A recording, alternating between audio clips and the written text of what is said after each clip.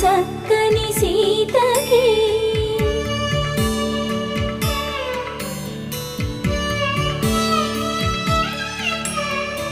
ఎర్ర జాబిలి చేయి రాముడేడని అడుగుతుంటే